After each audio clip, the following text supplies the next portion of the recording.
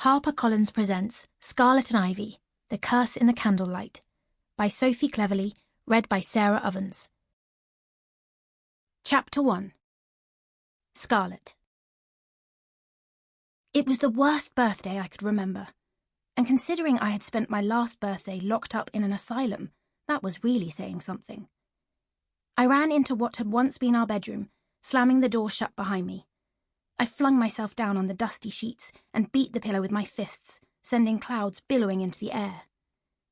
It wasn't long until I heard light footsteps gently treading the stairs and the creak of someone pushing the door open. I knew it was my twin, Ivy. "Scarlet," she whispered, somewhere near my ear. "No," I said, my face still in the pillow. "No what?" she asked. I pushed myself up and stared at her, my arms folded. "No, I'm not going back in there, and no, I'm not going to apologise." She sat down on the bed beside me. "I wasn't going to say that. I don't blame you at all. I think she should apologise, but I know she never will." We hadn't wanted to go to our father's house that summer in the first place. We'd spent most of the holidays with our scatterbrained Aunt Phoebe in her cosy cottage. It meant cleaning and tidying and cooking because our aunt could barely remember to do that for herself, let alone us as well, but we didn't mind. Aunt Phoebe's house was always filled with love. Father's house, on the other hand, was filled with the stepmother who hated us and our 3 hideous stepbrothers. I couldn't bear it. I missed father sometimes, or maybe I just missed the way he had been. The rest of them were a nightmare. I hadn't wanted to go back. But in a rare moment of remembering that we existed, Father had turned up at Aunt Phoebe's the day before our birthday, asking to bring us home. Aunt Phoebe had thought this was a lovely surprise, and so here we were now. I would rather have caught the plague, to be quite honest. Unfortunately, we hadn't had a choice in the matter. We had waved goodbye to our aunt and sat bundled in the back of Father's motorcar, dreading what would lie ahead at the end of the journey.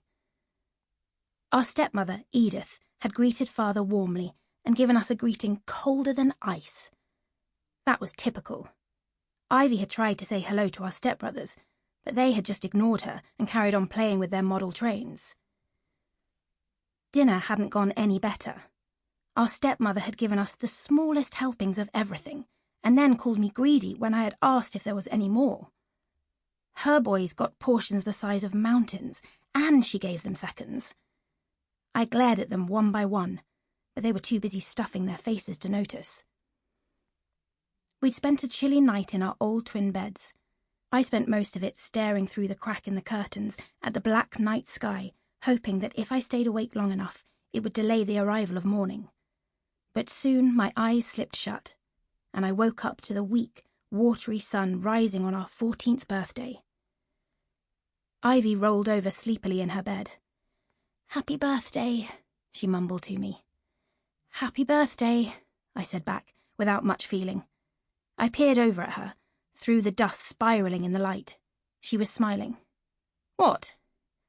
"Well," she sat up and hugged her knees. "You have no idea how much it means to hear you say that." "Sorry," I said to the ceiling. "I know I should be more grateful not to be dead, but I'm not. I still hate that I was left there." The time I'd spent locked in an asylum while our nasty headmistress had told the world that I'd died was never far from my mind. And I just have a bad feeling about this birthday too. The bad feeling was sitting in my stomach, weighing me down. I climbed out of bed, my bare feet heavy on the old wooden floorboards. Ivy sighed. "It can't possibly be worse than last year." I hoped she was right, but I still wasn't convinced. We got dressed, putting on matching dark blue dresses that were some of the few clothes we owned, and headed downstairs. It was early in the morning, and the house still hadn't warmed up, even though it was the last day of August. "I suppose a birthday breakfast is too much to hope for," Ivy whispered. It was. We arrived in the chilly kitchen to find our stepmother lazing in a chair, a glass of something pale and unappetizing in her hand. "Oh," she said when we walked in. "You're up. Well, make yourselves useful then. Get the fire swept and lit." I looked at her in disbelief. "I'm not your servant." Sample complete. Ready to continue?